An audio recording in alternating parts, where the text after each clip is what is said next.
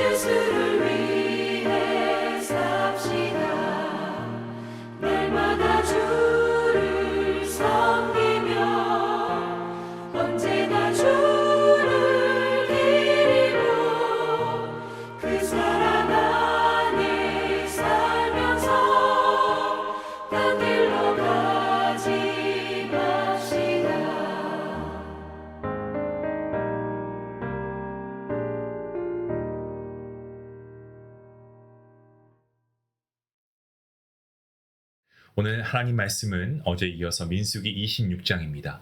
52절부터 65절 마지막 절까지의 말씀, 우리 같이 함께 말씀을 읽도록 하겠습니다. 함께 봅니다. 여호와께서 모세에게 말씀하여 이르시되 이 명수대로 땅을 나눠 주어 기업을 삼게 하라. 수가 많은 자에게는 기업을 많이 줄 것이요 수가 적은 자에게는 기업을 적게 줄 것이니 그들이 계수된 수대로 각기 기업을 주되 오직 그 땅을 제비 뽑아 나누어 그들의 조상 지파의 이름을 따라 얻게 할지니라. 그 다소를 막론하고 그들의 기업을 제비 뽑아 나눌지니라. 레위인으로 계수된 자들의 종족들은 이러하니 게르손에게서 난 게르손 종족과 고핫에게서 난 고핫 종족과 무라리에게서 난 무라리 종족이며 레위 종족들은 이러하니 림니 종족과 헤브론 종족과 말리 종족과 무시 종족과 고라 종족이라. 고핫은 아므람을 낳았으며 아므람의 처의 이름은 요게벳이니 레위의 딸이요 애굽에게서 레위에게서 난 자라. 그가 아므람에게서 아론과 모세와 그의 누이 미리암을 낳았고 아론에게서는 나답과 아비후와 엘르아살과 이다말이 났더니 나답과 아비후는 다른 불을 여호와 앞에 들이다가 죽었더라. 1개월 이상으로 계수된 레위인의 모든 남자는 2만 3천 명이었더라. 그들은 이스라엘 자손 중 계수에 들지 아니하였으니 이는 이스라엘 자손 중에서 그들에게 준 기업이 없음이었더라. 이는 모세와 제사장 엘르아살이 계수한 자라. 그들이 여리고 맞은편 요단가 모압 평지에서 이스라엘 자손을 계수한 중에는 모세와 제사장 아론이 시내 광야에서 계수한 이스라엘 자손은 한 사람도 들지 못하였으니 이는 여호와께서 그들에게 대하여 말씀하시기를 그들이 반드시 광야에서 죽으리라 하셨습니다. 이러므로 여분네의 아들 갈렙과 눈의 아들 여호수아 외에는 한 사람도 남지 아니하였더라. 아멘. 이제 하나님께서는 약속의 땅이 바로 이 코앞에 보이는 모압 평지에서 또 인구 조사를 하시죠. 2차 계수를 진행하십니다. 어제 본문 말씀을 통해서 우리가 그 말씀을 보았는데요. 이렇게 하나님께서 민수기 1장에서 한 번 하시고 또 두 번에 걸쳐서 이 지난 본문이었던 26장에서 인구 조사를 명하신 이유. 그 이유는요. 기본적으로 민수기 1장 3절과 그리고 민수기 26장 2절에서 말씀하고 있는 것처럼 20세 이상, 그러니까 능히 전쟁에 나갈 만한 그러한 장정의 수를 계수하는 것이었습니다. 자, 근데 여기에서 또 의문이 생기지 않습니까? 하나님께서는 도대체 무슨 이유로 그 인원을 파악하라고 하셨을까? 하나님께서 그들의 수요를 알지 못하시기에 인구 조사를 하라고 하신 것은 아니죠. 또 그들이 손에 쥘 수 있는 어떤 숫자를 보여줌으로써 그들을 위로하시기 위해서 그리 하신 것도 아니고요. 그들이 전투하는 공동체였다는 점에 주의를 기울인다면 첫 번째 인구 조사가 하나님께서 임재하시는 성막을 호위해서 나아가는 이 공동체 조직을 위한 것이었고, 두 번째 인구 조사는 그들이 쟁취하게 될 땅을 미리 구상하기 위함이었다라는 겁니다. 사실 그들은 아직 차지하기는커녕 구경조차 하지 못한 땅을 미리 자신의 것으로 삼도록 이 머리에 머릿속에 그리게 하시는 건데요. 이러한 머리에 그리게 하는 그런 모습을 통해서 하나님의 뜻을 깨닫고 그리고 좀 마음을 다잡게 하기 위한 그런 하나님의 계획이 아니었을까 생각합니다. 하나님의 헤아리심은 그들에게 삶의 의미를 부여하는 데 있었습니다. 그런데 이렇게 영광스러운 기업을 누릴 지파들을 소개한 후에 이스라엘 자손으로 계수되지 않은 존재가 나타나고 있는데 그들이 누굽니까? 바로 레위인들이었습니다. 자, 레위인으로 계수된 자들의 종족은 레위의 아들로 여겨지는 게르손과 고핫과 그리고 무라리 종족입니다. 그리고 거기에 부속된 이 5 가족이죠. 다시 말씀드리면 게르손에게는 림니 종족이 났고 그리고 고핫 종족에게는 헤브론 종족이 그리고 무라리에게서 말리와 무시 종족이 났습니다. 자, 하지만 이 출애굽기를 비교해 보면요, 여기에 언급된 레위 가족은 일부에 지나지 않고 나머지는 생략되었다라는 것을 우리가 파악할 수 있습니다. 레위 지파 중에 아므람의 가족이 아주 두드러지게 기록이 되었는데, 그것은 이 가족이 이스라엘 민족을 위한 도구로 특별하게 사용되었기 때문에 그렇습니다.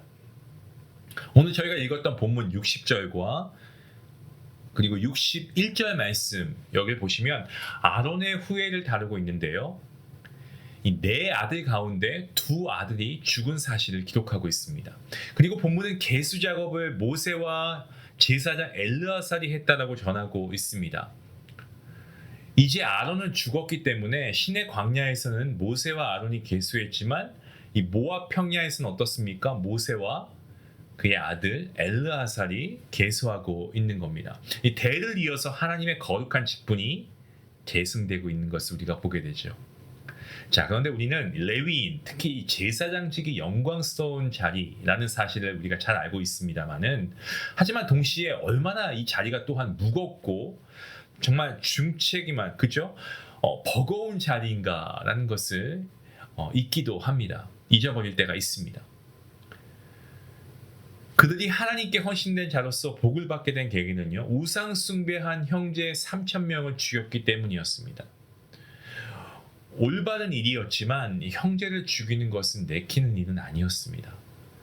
또 네 형제 중에 둘이 제사장 위임식을 마치고 분향하다가 죽임을 당하지 않습니까? 레위기 10장에서는 아론의 비통한 마음 잘 기록되어 있습니다. 두 아들이, 두 형이 죽임당한 것을 보지 않았습니까? 그럼에도 불구하고 그 거룩한 일을 계속해야 하는 그 가족들의 심정, 과연 어떠했을까요? 여기서 우리가 생각해 봐야 할 것은, 그만큼 사명의 자리라고 하는 것은요, 무겁고도 엄중했다라는 거죠. 다른 이의 영적 생사를 결정하는 자리였기 때문에 자기가 죽을 수 있고 남을 죽임으로써 미움을 받는 위험한 자리임을 알면서도 하나님의 사명이기 때문에 감당한 겁니다. 게다가 레위인들에게는 자신들이 경작할 기업이 주어지지 않았습니다. 그들은 다른 이들이 하나님께 바친 것에 의지하는 존재, 삶을 빚진 자로서 살아가는 그들이었습니다. 그게 레위인들이었죠. 그 약속의 비옥한 땅에서 자신이 노동하고 그 대가를 누리고 싶은 마음이 얼마나 컸겠습니까마는, 하지만 그들은 그러한 육체의 근본적인 욕구를 계속 절제하고 부인해야 했다라는 거죠. 우리 그리스도인들, 왕같은 제사장으로서 이러한 엄중한 책임을 받았습니다. 때론 자신을 죽여야 하고 남의 죄악된 모습을 들춰 그것을 계속 죽이게 해야 되는 거죠. 그리고 우리 존재 자체를 하나님께만 의탁해야 합니다. 주님께서 그리 하셨던 것처럼 말이죠. 두려울 수 있습니다. 두렵지만 하나님의 말씀을 이 어떤 정의의 측량줄과 이 공의의 정의의 추로 삼아서 우리가 이 맡겨진 사명과 부르심을 잘 감당할 수 있어야 하겠습니다. 본문 62절 말씀을 보시면 레위인은 1개월 이상으로 계수됩니다. 하지만 동시에 레위인은 어떻습니까? 이스라엘 자손 중 그 계수에 들지 아니했습니다.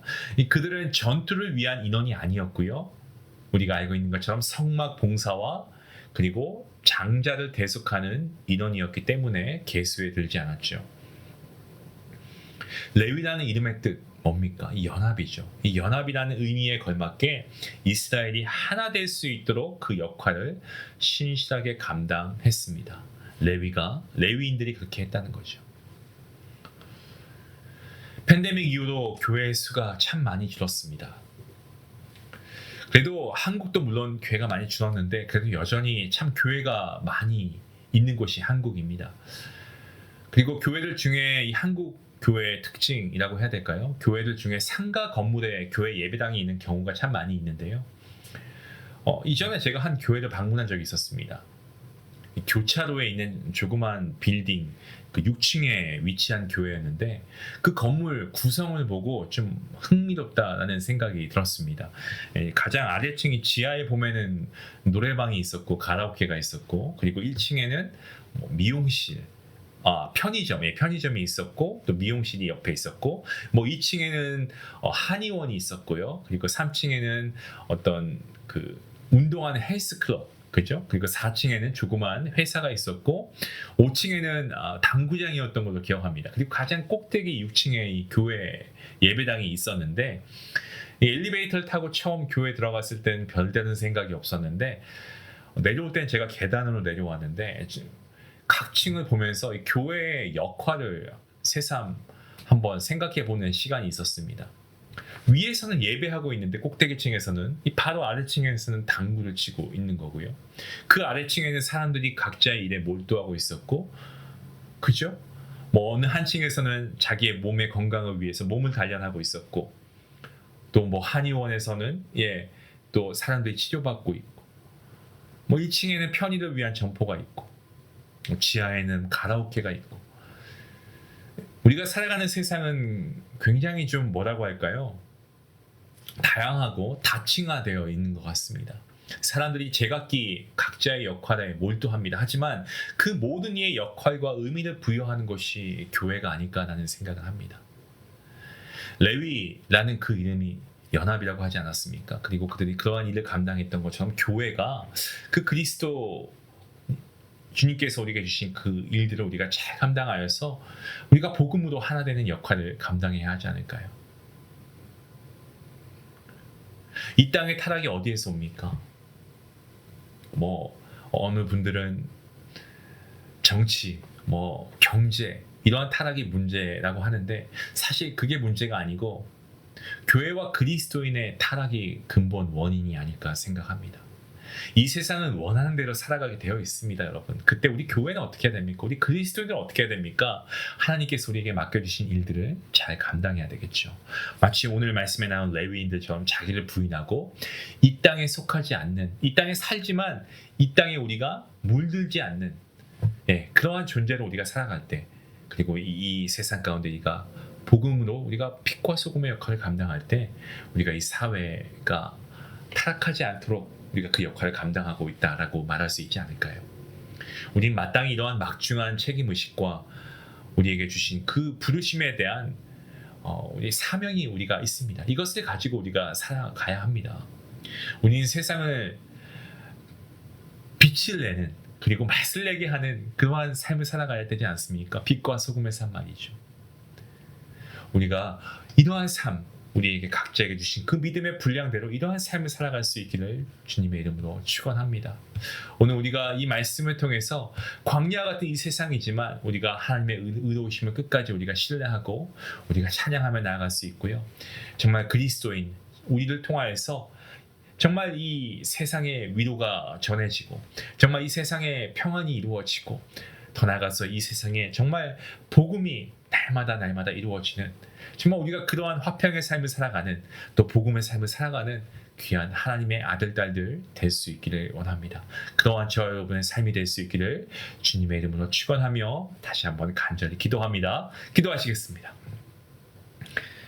하나님 감사합니다. 오늘도 하나님께서 우리에게 귀한 은혜의 말씀을 주시고 오늘 우리가 거룩한 레위인으로서 우리가 이 땅에 살아가야 함을 깨닫게 하시니 감사합니다. 그렇습니다. 하나님, 우리가 교회 다닌다고 해서 교인으로 끝나는 것이 아니고 정말 우리가 주님의 참된 제자가 되어서 그리스도의 삶을 살아갈 수 있게 원합니다. 그리고 우리가 이 세상을 비추는 빛과 소금의 역할을 감당할 수 있게 원합니다. 그러한 삶의 모습을 통하여 우리가 복음으로 이 세상을 변화시키고 하나님의 말씀으로 주님의 한 백성이 되는 놀라운 역사가 있게 허락하여 주시옵소서. 감사하며 예수님의 이름으로 기도합니다. 아멘. 오늘 말씀을 통해서 우리가 정말 이 광야 같은 세상 가운데 우리가 어떻게 살아가고 있습니까? 우리는 특별하게 하나님께 선택받은 하나님의 자녀 아니겠습니까? 구원받은 하나님의 자녀 아니겠습니까? 우리는 그리스도인입니다. 오늘 우리가 레위인처럼 우리가 그리스도인으로서 이 세상에 거룩한 백성으로 이 땅을 살아갈 때에 우리가 하나님의 말씀으로 이 땅을 함께 변화시킬 수 있는 그런 하나님의 말씀의 도구가 될 수 있기를 원합니다. 그러한 레위인의 모습으로 살아갈 수 있길 원합니다. 그러한 내가 될 수 있게 해달라고, 그러한 우리 가정과 우리 믿음의 공동체가 될 수 있게 해달라고 우리 같이 함께 기도하며 나아가겠습니다. 기도합니다.